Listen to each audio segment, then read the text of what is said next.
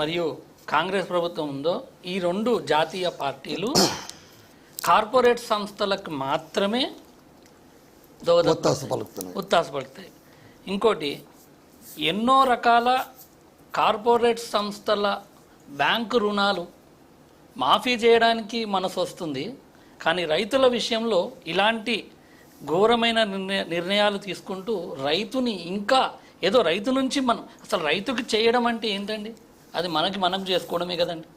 రైతు ఏదైనా పండిస్తున్నాడు అంటే ఆయన ద్వారా మనకి ప్రజలందరికీ ఆహారం. జై జవాన్ జై కిసాన్ అన్నారు, అంతే కదండి. అలాంటి రైతులకి ఇలాంటి మీటర్లు బిగించి వారిని ఇంకా ఇబ్బంది పెట్టి, ఇప్పటికే సాగునీరు లేక ఇబ్బంది పడుతున్నారు, మంచినీరు లేక ఇబ్బంది పడుతున్నారు. ఒకప్పుడు పండించిన ధాన్యం ఏ రేంజ్లో మనం భారతదేశంలోనే అత్యధిక స్థానంలో నంబర్ 1 పొజిషన్లో తెలంగాణ ఉండే కేసీఆర్ గారి ప్రభుత్వ హయాంలో. మరి నేటి పరిస్థితి ఏంటండి? సాగునీరు లేక, పంటలు లేక తగలబెట్టేసుకుంటున్నారు ఎండిపోయిన పంటలని. అంటే మళ్ళీ ముందు రోజుల్ని గుర్తుకు చేయడం జరుగుతుంది ఈ కాంగ్రెస్ ప్రభుత్వం. ఇక్కడ మనం గమనించాల్సింది ఏంటంటే, ఇప్పుడు మీటర్లు అంటారు, లేదండి ఎంత వినియోగం చేస్తున్నారో అని తెలుసుకోవడానికి అని అంటారు. తర్వాత మెల్లిగా మినిమం ఛార్జెస్ అని వసూలు చేయడం షురూ చేస్తారు. అంటే ఎంతసేపు వీళ్ళకి కార్పొరేట్ వాళ్ళనే పోషించడానికేనా? మరి రైతులను మీరు పట్టించుకోరా? రైతులను ఇలా ఇబ్బంది పెడుతూనే ఉంటారా? ఆనాడు కేసీఆర్ గారు మెడ మీద కత్తి పెట్టినా, నన్ను నరికినా నేను మాత్రం మోటార్లకు మీటర్లు పెట్టను అని కళాఖండిగా చెప్పడం జరిగింది. మరి ఇప్పుడు ఎందుకు రేవంత్ రెడ్డి గారు ఆ మాట నిలబెట్టుకోలేకపోతున్నారు? ఇప్పుడు సముద్ర గారు, మీరు చెప్పిన ప్రకారమే చూసుకుంటే కేసీఆర్ గారు రైతుల కోసం చాలా చేశారు.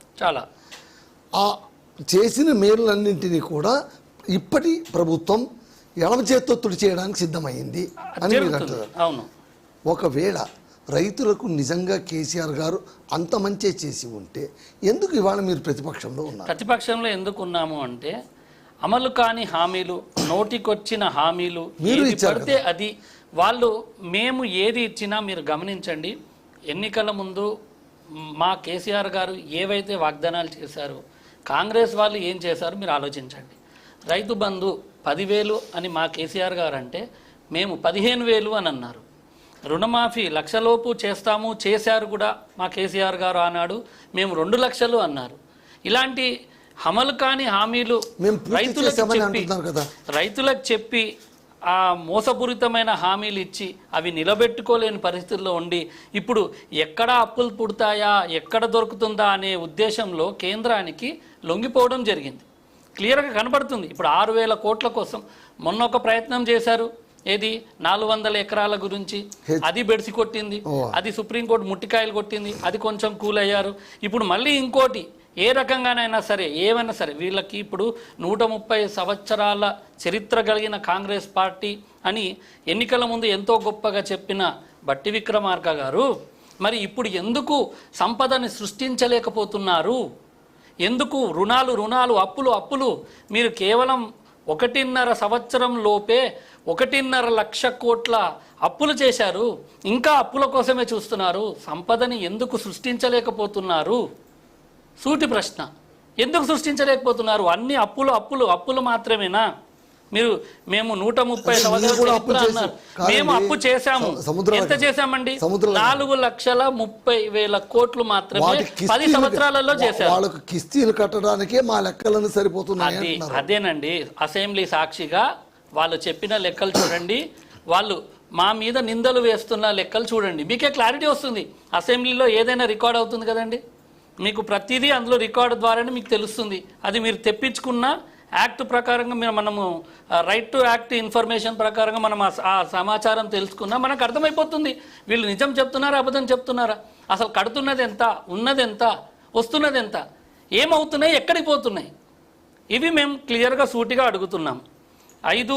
0.5% రుణాలు అంటే సంవత్సరానికి 5,000 రుణాలు తీసుకునే అవకాశం ఉన్నా, అలా 5 సంవత్సరాలు 25,000 కోట్ల రుణాలు తీసుకునే అవకాశం ఉన్నా ఆనాడు మా కేసీఆర్ గారు మాకు రుణాలు కాదు, మా రైతులే ముఖ్యం, మా రైతుల సంక్షేమమే ముఖ్యం, మమ్మల్ని మీరు ఏం చేసినా మేము ఎట్టి పరిస్థితుల్లో మోటార్లకు మీటర్లు పెట్టము అని అసెంబ్లీ సాక్షిగా చెప్పడం జరిగింది, ఎన్నికల సభలలో బహిరంగంగా చెప్పడం జరిగింది.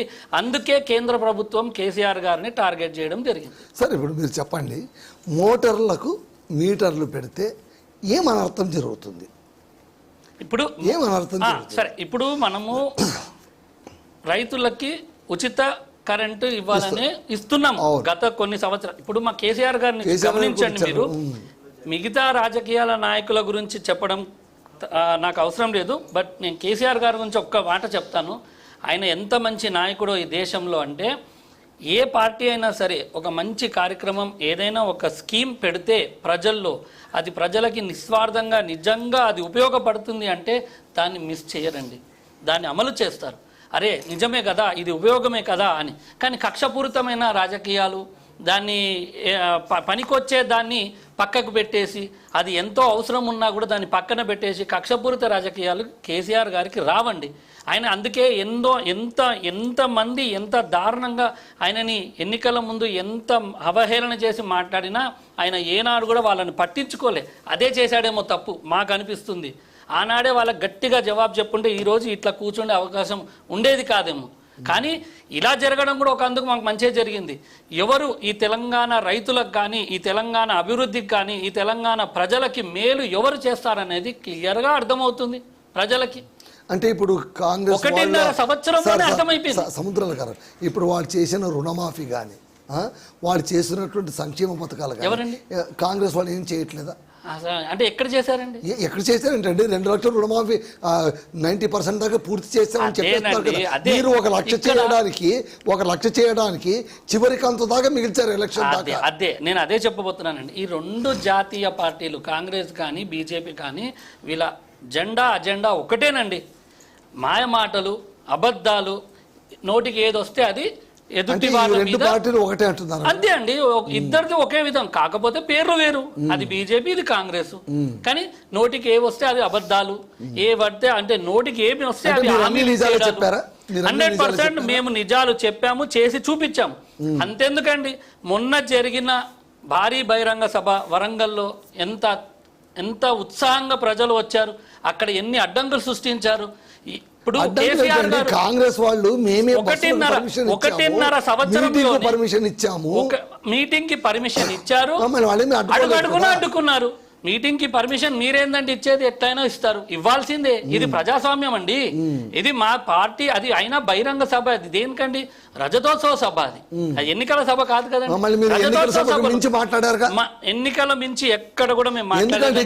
కేవలం మా పార్టీ 10 సంవత్సరాలలో చేసిన కార్యక్రమాలు, అప్పుడు కార్యక్రమాలు ఎలా జరిగాయి, ఇప్పుడు కార్యక్రమాలు ఏం జరుగుతున్నాయి, ఆనాడు ఎన్నికల ముందు ఏం చెప్పారు, ఇప్పుడు ఏం చేస్తున్నారు అని మాత్రమే చెప్పారు. కేసీఆర్ గారి ప్రసంగం విన్న చాలా మంది ఆత్మస్తుతి పరనింద తప్ప ఏముంది అంటున్నారు. అవునండి, ఆయన బాధపడుతున్నారు. ఎందుకంటే ఆయన ఎంతో కలలు కన్న తెలంగాణ ఆయన ఉండగానే ఈ విధంగా దిగజారిపోతుంటే ఆయన బాధపడుతున్నాడు. ఎందుకంటే తెలంగాణ ఉద్యమాన్ని భుజస్కంధాలపై వేసుకొని ఈనాడు ఈ పరిస్థితికి ఈ తెలంగాణని ఏర్పాటు చేసుకోగలిగిన మనిషి ఇప్పుడు ఆయన కళ్ళ ముందే ఇలా దిగజారిపోతుంటే, ఆయన ఉన్నప్పుడు గ్రాఫ్ ఎలా పెరిగింది? దేశంలోనే అత్యుత్తమ నంబర్ 1 స్థానంలో తెలంగాణ నిలబెట్టాడు. అది ధాన్యం పండించడంలో కానివ్వండి, 24 గంటలు కరెంట్ ఇవ్వడంలో కానివ్వండి. ఇప్పుడు తెలంగాణ ఆనాడు కేసీఆర్ గారు పెట్టిన ఏవైతే పథకాలు ఉన్నాయో అలాంటి పథకాలు జాతీయ స్థాయిలో కేంద్ర ప్రభుత్వం కాపీ కొట్టి వాళ్ళు కూడా అమలు చేశారు కదండి. మరి రైతు బంధు మా కేసీఆర్ గారు పెట్టారు, అంతకంటే ముందు ఎవరు ఇచ్చారండి? మరి అదే స్కీమ్ని మరి కేంద్ర ప్రభుత్వం కూడా ఇప్పుడు అమలు చేస్తుంది కదండి. మరి కరెంటు కూడా మేము ఇచ్చాం కదండి అన్నాడు, 24 గంటల కరెంటు. ఇప్పుడు రైతులు ఎందుకు మా ప్రభుత్వమే కావాలని ఎందుకు కోరుకుంటున్నారండి? కాదు సముద్రరావు గారు, రైతు బంధు ఇచ్చారు, కౌలు రైతులను అడవిలో వదిలేశారు.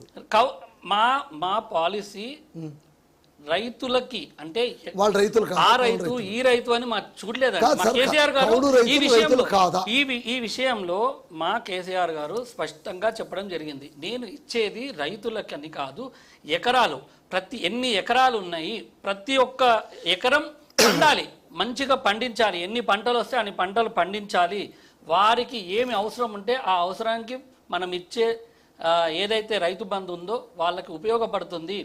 వాళ్ళకి మనం వాళ్ళకి ఏమంటారు అంటే కొంచెం ఫండ్ తోడ్పాటు అంటే వాళ్ళకి పెట్టుబడి సాయం